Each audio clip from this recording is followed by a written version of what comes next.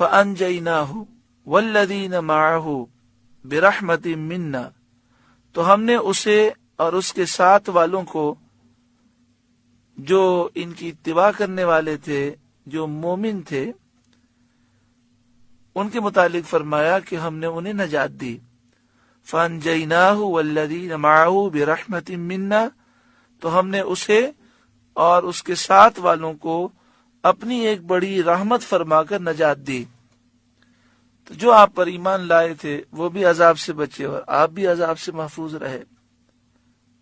وَقَطَعْنَا دَابِرَ الَّذِينَ كَذَّبُوا بِآيَاتِنَا، اور جو ہماری آیتیں جھٹلاتے تھے ان کی جڑ ہم نے کاٹ دی، یعنی جو حضرت ہود علیہ السلام کی تکذیب کرتے تھے اور اللہ کی آیتوں کو جھٹلاتے تھے وہ تباہ و برباد ہوئے۔ وَمَا كَانُوا مُؤْمِنِينَ، اور وہ ایمان والے نہ تھے۔ وہ اس طرح ہلاک کیے گئے کہ ان میں سے ایک بھی نہ بچا۔ ان کی ہلاکت کا مختصر واقعہ یہ ہے کہ قوم عاد ایک ریگستان میں رہتی تھی جس کا نام تھا احقاف۔ قوم عاد احقاف میں رہتی تھی جو عمان اور حضرموت کے درمیان یمن کے علاقے میں ایک ریگستان ہے، یعنی یمن کا علاقہ ہے، عمان اور حضرموت کے درمیان احقاف ایک ریگستان ہے، وہاں پر قوم عاد رہتی تھی۔ انہوں نے زمین کو ظلم سے اور گناہ سے بھر دیا تھا، بڑے طاقتور تھے، بڑے لمبے چوڑے تھے، دنیا کی قوموں کو اپنی جفاکاریوں سے اپنے زور قوت کے زوم میں پامال کر ڈالا تھا، قتل و غارت گری یہ کیا کرتے تھے۔ یہ لوگ بت پرست تھے، ان کے کئی بت تھے، ان میں سے 3 کے نام بڑے مشہور ہیں۔ ایک بت کا انہوں نے نام سودا رکھا تھا، دوسرے کا نام سمود اور تیسرے کا نام ہبا۔ اللہ تعالی نے ان میں حضرت ہود علیہ السلام کو بھیجا، آپ نے انہیں توحید کا حکم دیا، شرک اور بت پرستی اور ظلم و جفاکاری سے آپ نے منع کیا۔ اس پر ان لوگوں نے انکار کر دیا، آپ کو جھٹلانے لگے اور کہنے لگے ہم سے زیادہ طاقتور کون ہے۔ چند آدمی ان میں سے حضرت ہود علیہ السلام پر ایمان لائے، وہ تھوڑے تھے۔ جو ایمان لائے وہ اپنا ایمان چھپائے رہتے تھے۔ ان مومنین میں سے ایک شخص کا نام تھا مرثد بن سعد، یہ اپنا ایمان چھپا کر رکھتا تھا۔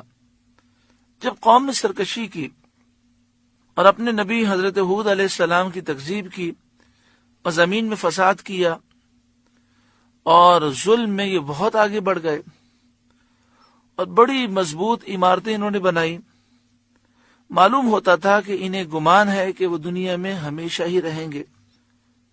جب ان کی نوبت یہاں تک پہنچی تو اللہ تعالیٰ نے بارش روک دی، 3 سال بارش نہ ہوئی۔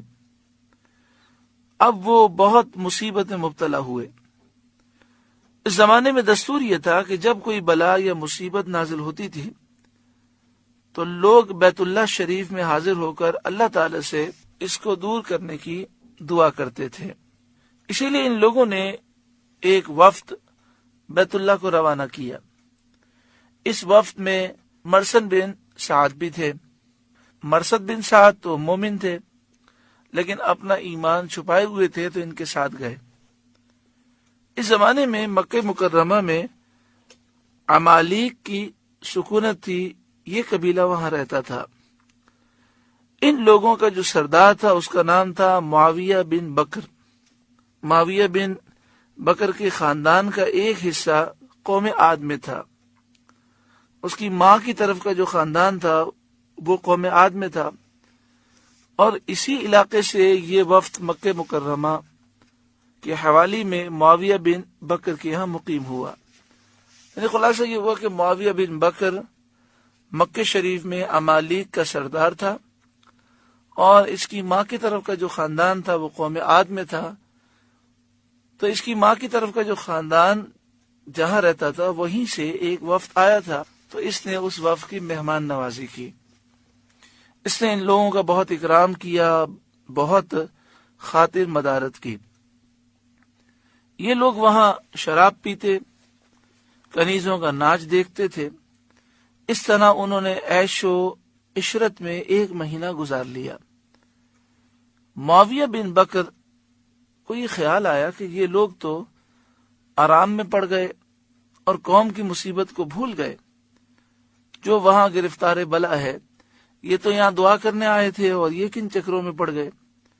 مگر معاویہ بن بکر کو یہ خیال بھی تھا کہ اگر وہ ان لوگوں سے کچھ کہے گا تو شاید یہ خیال کریں گے کہ اب اس کو میزبانی گراں گزرنے لگی ہے، یعنی وہ یہ سمجھیں گے کہ یہ مہمان نوازی کر کے تھک گیا اور ہمیں یہاں سے بھگانا چاہتا ہے۔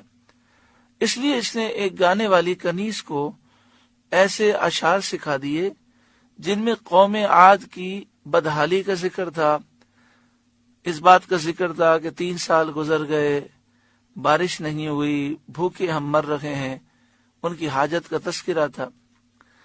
جب کنیز نے وہ نظم گائی تو ان لوگوں کو یاد آیا کہ ہم اس قوم کی مصیبت کی فریاد کرنے کے لیے مکہ مکرمہ بھیجے گئے تھے۔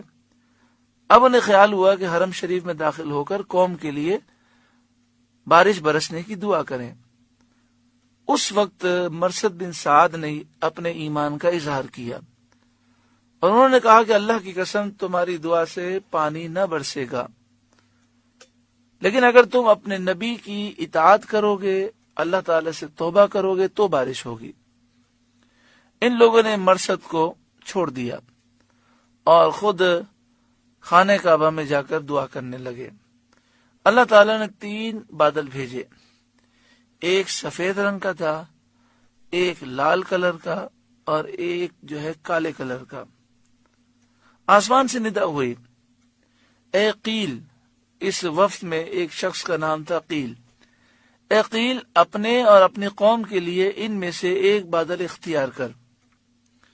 اس نے سوچا ایک سفید ہے، ایک لال بادل ہے اور ایک کالا بادل ہے، تو کالے کو اختیار کرنا چاہیے، کیونکہ کالا جب آئے گا تو خوب بارش ہوگی۔ چنانچہ اس نے کالا بادل اختیار کیا۔ اب یہ لوگ وہاں سے چلے، یہ کالا بادل ان کے سر پر تھا اور ساتھ ساتھ چل رہا تھا، اور یہ بادل قوم عاد کی طرف بڑھا۔ وہ لوگ اس کو دیکھ کر بہت خوش ہوئے، مگر اس سے ایک ہوا چلی، اور ہوا اس شدت کی تھی، آندھی ایسی چلی کہ جو اونٹوں اور آدمیوں کو اڑا اڑا کر کہیں سے کہیں لے جاتی تھی۔ یہ دیکھ کر وہ لوگ اپنے گھروں میں داخل ہوئے اور اپنے دروازے انہوں نے بند کر لیے، مگر ہوا کی تیزی سے بچ نہ سکے۔ اس نے دروازے بھی اکھیڑ دیے اور ان لوگوں کو بھی ہلاک کر دیا۔ یہ ہوا سرکل میں، دائرے میں چلتی تھی۔ انداز یہ تھا کہ نیچے سے لوگوں کو اٹھاتی، آسمان کی بلندی پہ لے جاتی اور اوپر سے زمین پر پٹکتی، اور اس ہوا کے اندر ایسی تاثیر تھی کہ یہ ایسے ہلاک ہوئے کہ یہ اور ان کی ساری چیزیں گل سڑ گئیں، کہ اس کے بعد اگر کوئی دیکھتا تو اسے یہ محسوس ہوتا کہ صدیاں گزر گئیں، یہاں کوئی قوم رہتی تھی۔ جیسے لوہا کئی صدیوں کے بعد گل سڑ جاتا ہے، اس طرح ہر چیز جو ہے اس ہوا کی وجہ سے گل سڑ گئی۔ قدرت الہی سے کالے پرندے نمودار ہوئے، جنہوں نے ان کی لاشوں کو اٹھا کر سمندر میں پھینک دیا۔ حضرت ہود علیہ السلام مومنین کو لے کر قوم سے جدا ہو گئے تھے، اس لیے وہ سلامت رہے۔ قوم کے ہلاک ہونے کے بعد ایمانداروں کو ساتھ لے کر مکہ مکرمہ تشریف لائے اور آخر عمر شریف تک وہیں اللہ تعالیٰ کی عبادت کرتے رہے حضرت ہود علیہ السلام۔ اسی طرح تفسیروں میں یہ بھی ہے کہ جب آندھی چلنے لگی تو اس سے پہلے آپ نے حضرت ہود علیہ السلام نے سارے مومنین کو اپنے پاس جمع کیا اور ایک دائرہ زمین پر کھینچ دیا۔ تو یہ آندھی کافروں کے لیے بہت بڑا عذاب تھی، لیکن اس دائرے میں داخل ہوتی تو وہ ہوا نرم ہو جاتی۔ اللہ تبارک و تعالی ہمیں عبرت عطا فرمائے، سچی پکی توبہ نصیب فرمائے۔